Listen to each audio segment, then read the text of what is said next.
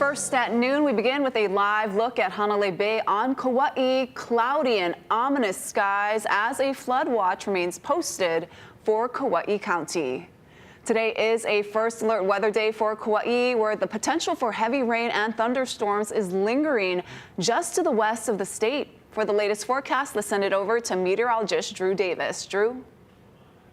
In that live cam that we were just showing, we're looking off to the west and northwest of Hanalei Bay. We're actually seeing on the first alert radar and satellite everything just lingering just to the west of the island. Right now, the first alert weather day is only for Kauai. We've taken it down for Oahu because this low pressure system is going to start to move a little bit further back towards the northwest later this evening. Again, the flood watch is for Kauai County through this afternoon, so that flood watch could expire as early as around 3-4 p.m. But we're going to be watching it to see if this line of showers and line of thunderstorms is going to be moving over Kauai. Of course, all of the activity again just off towards the northwest. There's the center of the low pressure system, the counterclockwise rotation with it. We're just zooming in a little bit closer to Kauai. You can see that heavy rainfall right now, at least over the last hour, actually seeing some thunder over Ni'ihau and a few sprinkles coming down over the leeward portions of Kauai near Keakaha and maybe up near Hanalei as well. Maybe light sprinkles coming down. But overall, all of the moisture has just been off towards the west. If you just were to imagine if this was just lined up over Kauai and it's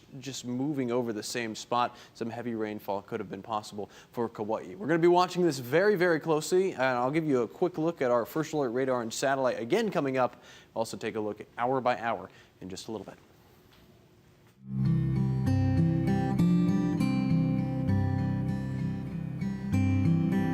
Well, the crowds are growing in Hilo for the 62nd annual Merrie Monarch Festival. Today is the always popular Invitational Hawaiian Arts Fair and the Hōʻike performances. To give us a look at the excitement, let's go live to Hilo, where we find our Dylan and Cheta. Hey, Dylan. Hey, aloha Ashley, thank you so much. We are in the lobby of the Grand Naniloa Hotel, where there are so many people flocking in for the craft fair. I want to show you some of the things we got going on here. We got awesome vendors selling their handmade lei. We got some jewelry going on. We got a lot of designers throughout the entire hotel as well. And if we can come over here, we're actually in front of the Oloho shop. This is one of the hottest shops here. They got a great spot right here in the lobby, and just the beautiful designs. And if you can see, we're going to be talking with Kalani Peʻa in just a little bit. So thank you for letting us take over your spot out here. But Hilo is so electric today. It's exciting to be here. Tonight, again, starts off with the Hōʻike at the Edith Kanakaʻole Stadium. And then tomorrow, we begin competition with Miss Aloha Hula. So we'll save more details for that later. But coming up later in This Is Now, we are going to be talking with Kalani Peʻa about all that he has been up to. So for now, we'll send things back to the studio. Ash? Thank you, Dylan. In other news, a federal jury has convicted an Oahu man of sex trafficking 3 women and a minor. The Department of Justice says Isaiah McCoy, a former death row inmate, compelled victims to commit hundreds of commercial sex acts in Hawaii between the years 2019 and 2021. Officials say the 38-year-old would physically assault his victims if they did not want to work or if they did not provide him enough money. McCoy's sentencing is scheduled for August 18th. He faces a maximum sentence of life in prison. State lawmakers have agreed on a budget for the next 2 years, which totals about $40 billion in spending. Among the biggest items, an $800 million contribution to the global settlement for Lahaina wildfire victims. Nearly $400 million will go to housing and homeless facilities. About $160 million is earmarked for UH student and faculty housing and preschool classrooms. However, lawmakers declined to give another $600 million to the Department of Hawaiian Homelands because DHHL is still spending the state funding it got a few years ago. We're trying to balance expenses, revenues, even making sure that we have room for anticipated federal cuts. Lawmakers have the next 4 days to decide on new proposals that could either add or subtract from the budget. Meanwhile, a bill that increases the penalty for violating a temporary restraining order is just one step away from becoming law. If it's signed by Governor Green, first-time violators will face 5 days in jail instead of just 2 days and a minimum fine of $300. Repeat offenders would face 45 days in jail and a higher fine. Teresa Cachuela's mother helped push for the bill's passage. Cachuela was shot and killed in the Pearl Ridge Center parking lot by her estranged husband shortly before Christmas in 2023. Well, there was tough talk from the White House today with President Trump accusing Ukraine of stalling to end the war with Russia. On the tariff front, he predicted a fair deal with China. Erica Brown has more from Washington. In an impromptu appearance on the White House North Lawn Wednesday, President Trump told reporters talks are underway with China for a potential trade deal. We are going to have a fair deal with China. It's going to be fair. Are you talking to them actively now? Actively. Everything's active. Everybody wants to be a part of what we're doing. Speculation about a deal boosted the stock market, where the trade war has caused weeks of volatility. At a speech in Washington, Treasury Secretary Scott Bessent said tariffs are necessary for rebalancing international trade, with China in particular. China's current economic model is built on exporting its way out of its economic troubles. It's an unsustainable model that is not only harming China, but the entire world. As the White House pushes to talk tariffs with China, U.S. officials are threatening to walk away from talks to end Russia's war with Ukraine. President Trump made it a campaign promise to end that conflict, but Vice President J.D. Vance said the U.S. is prepared to drop it. We've issued a very explicit proposal to both the Russians and the Ukrainians, and it's time for them to either say yes or for the United States to walk away from this process. The White House says President Trump's patience is running thin. In a social media post, Trump accused the Ukrainian leader of prolonging the killing field. He said a deal on the war is very close and urged Volodymyr Zelensky to get it done. Erica Brown, CBS News, the White House. Now to the latest on Pope Francis's memorial services. More mourners are heading to the Vatican City to honor the late Pope. Tom Aiello has more.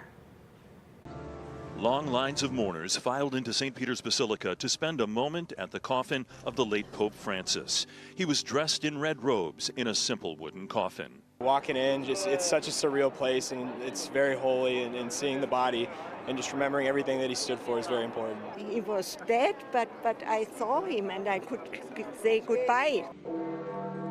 Pallbearers carried Francis's coffin from his residence to the Basilica earlier Wednesday for the start of 3 days of public viewing.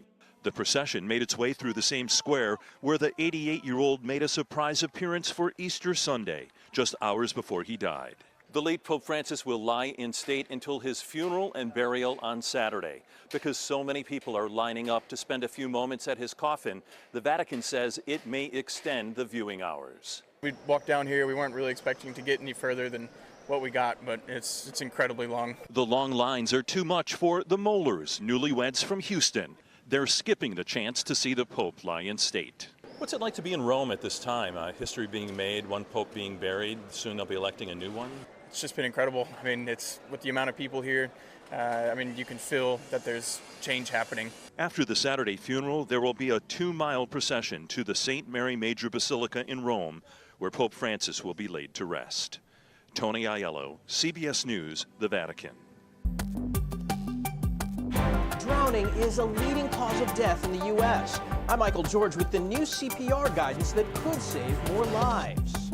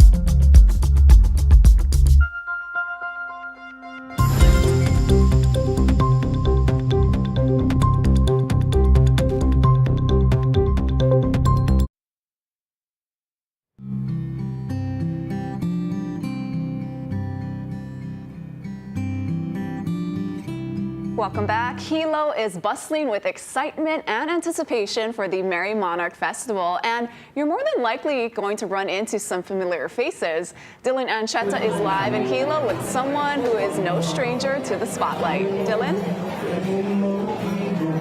No stranger to the spotlight indeed. We have four-time Grammy winner Kalani Peʻa in the house. You know, just 4 Grammys, no big deal. Kalani, tell everyone, what have you been up to? Well, it's so amazing to be home, my birth home, my aina hanau of Hilo, ikaua kani lehua. Smell the rain, it's about to hit us by Kaiko. I feel the humidity in the air. That's why I'm sweating a little bit. It's hot out here. Kalani, I want to ask you, what is your favorite part about Merrie Monarch? Just coming home, visiting Ohana first, and then seeing our kaiaulu, our community, come together to celebrate the perpetuation of Hawaiian language, Olelo Hawaii, hula, mele, seeing the artistry of our vendors and our Ohana coming together. To me, the mele and the hula is what I look forward to. You know, every year, being born and raised in Hilo, I grew up to this. This is what I look forward to. I'm so honored to also do a free concert tomorrow, SCP Hilo, to give back to the community. And we're here. We're here. Booked and busy. And I want to ask you, as an artist, where do you draw your inspiration from? Because your mele are so impactful, and we just love listening to it. Whether it's a fast and swinging or a slow and calm, where do you draw your inspiration from? My inspiration comes from my kupuna and my makua, and more so my komu, the people I surround myself with. Whether I'm in the Wailuku, Kahawai, or in Kilkaha, or in my hometown, Pane'ewa, and I feel the maile that is adorned to me, or I feel the pua that is flourishing before me. I write about those things that identify our people in so many ways through love and the mele that I have for our lahui. I love it. Just a few more questions for you. Winning a Grammy is amazing. Winning 4 is out of this world. What does it mean to you to represent Hawaii in the category up there in the mainland for the Grammys? Well, I'm so honored to have put Hawaiian music on the global platform, and being able to have producers, songwriters, engineers know that Hawaiian music thrives. The Hawaiian language lives on. Keola nei ka'olelo Hawaii. Eola moana no. The language lives, the Hawaiian music lives, and hula lives. Eola. And lastly, you got some big projects coming up in the future. What you working on? I'm touring and selling out shows all over the world. But I'm excited for my 7th annual May Days Late in Hawaii concert. Get your tickets at Hawaii Theater. I'm featuring award-winning halau, my friends of Merrie Monarch. And also May 2nd at Kaimana Beach Hotel for the kickoff of May Day. So get your tickets, kalanipeʻamusic.com. And what can we expect from those May Day shows? If someone has never been, what can they expect? Kalani Peʻa and his purplelicious self. Purple! Yes. Purple! Purple's the best color in the world. Purple for days. Number 1. Kauai, mano. Kauai, eo Kauai. We're going to be hearing from you in just a little bit later on in the show. Give us a little preview. What are you going to be singing? What's the mo'olelo behind that mele? Well, I'm singing my song that I wrote to honor Wahine, the matriarchs who have definitely paved my life, have given me the Kalani Peʻa that I am. I honor my grandmothers, my mothers, Queen Emma, Kiha Wahine, protector of Lahaina. And it's called Queenie from my Grammy Award-winning album, Queenie. I love it. Now, we have like a few seconds left. I want to rapid fire you some questions. When it comes to Awana, fast or slow? Midway. He's making his own options here. Poi or rice? Poi. Kahiko or Awana? Awana. Yes. Hilo or Oahu? Maui. In between. In between. Yes. Oh my goodness. Yes. Ladies and gentlemen, 4-time Grammy Award winning Kalani Peʻa. We are so honored to have you. Stick around. We are going to be hearing more from him later in the show. But for now, let's send things over to our Drew Davis for a look at the weather. Hey, thanks, Dylan. Looks like you're having a lot of fun out there in Hilo. Stick around. Coming up after the break, we'll walk you through the rainfall we're tracking just to the west of Kauai and also give you a look at our exclusive fog forecast.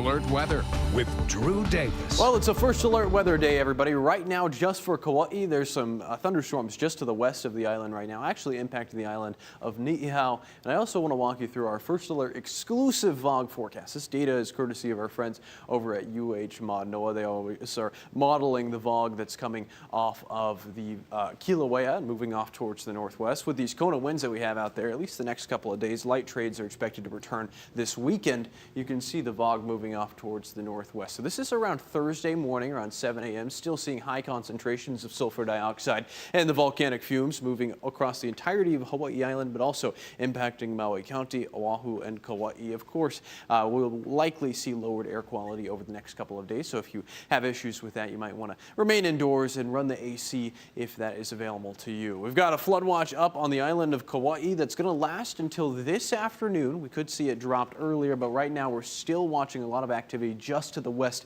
of the island. And walking you through our First Alert Futurecast, there's the timestamp right there around 1 p.m. this afternoon. Still seeing a lot of moisture off to our west and northwest. Going forward in time to around 3 p.m. Still the chance for heavy rainfall over Kauai, but as we're going later into this evening, you'll see a little bit of a break. This is around 10 p.m. Still a lot of moisture, a lot of instability off to the north and west of the state, but we're watching this very closely. This moisture is actually going to get a little bit weaker moving off towards the northwest as we're going into Thursday. It's going to really stall up towards the northwest of Kauai throughout Thursday and Friday. So still a chance for rainfall out there. Looks like Oahu, Maui County, and Hawaii are going to miss out on this. And as we're going into Thursday evening, we'll see a little bit more cloud cover across the state as well. Just breaking down our First Alert radar and satellite again, I want to take you back and show you what we're seeing out there on Kauai. A lot of lightning just off towards the west and also to the north of the island chain as well. You can see this clump of cells right there. There's the center of that upper level low pressure system and this frontal boundary not affecting the temperatures at all. It's slowly creeping further eastward, but it's still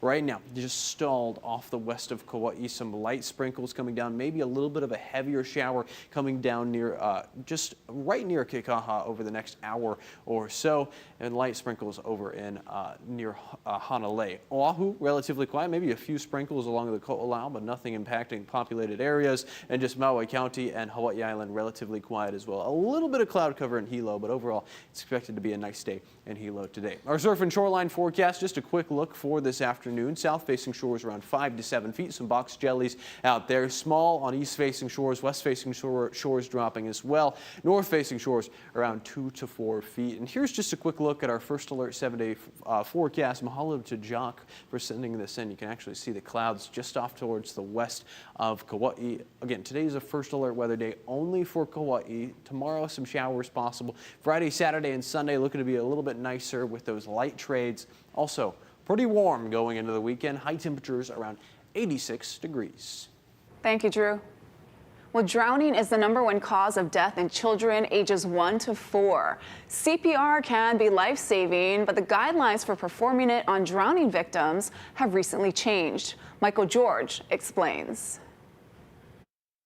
What happened to 3-year-old Judah Brown could happen to any family. His mom, Christy, says Judah slipped away at a friend's barbecue and got into the pool. When they found him several minutes later, he wasn't breathing. Bystanders tried to resuscitate him with chest compressions, but not rescue breaths.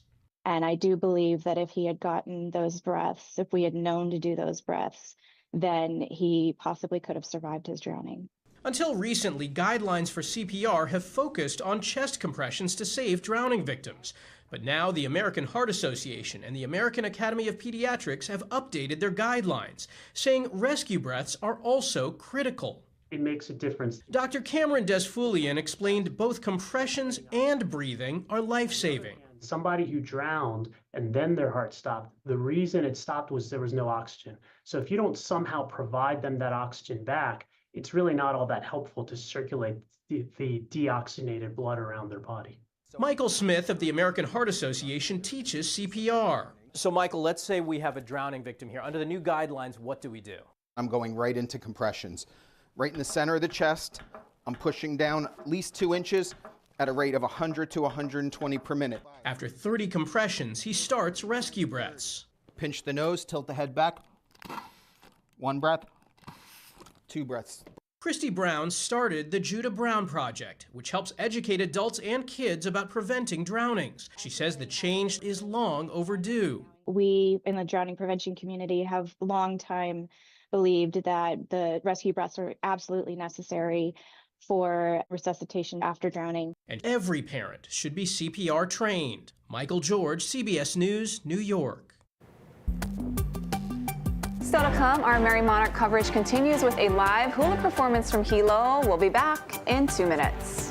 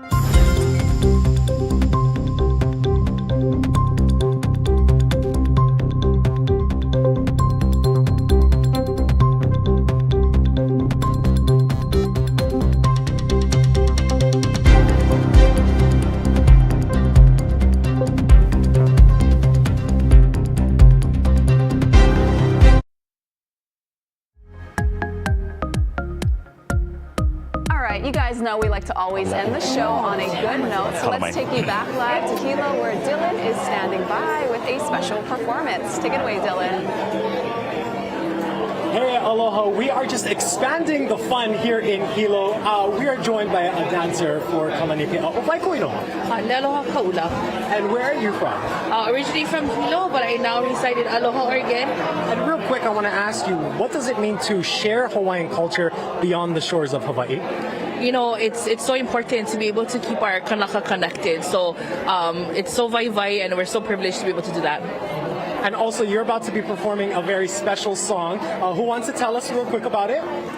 I'm happy to share. So yeah, this mele was a gift from Kalani. As we know, Poʻe Hawaii, we know that mele Hawaii is, you know, a gift beyond gifts. And so this mele was written for our friendship and the many years that we share. And so I'm very honored to be able to share this mele. So beautiful. Ladies and gentlemen, we're going to step out of the way and let them just take it away and end the show today here in Hilo, Hawaii. Please welcome Kalani Peʻa, 4-time Grammy Award winner. He ku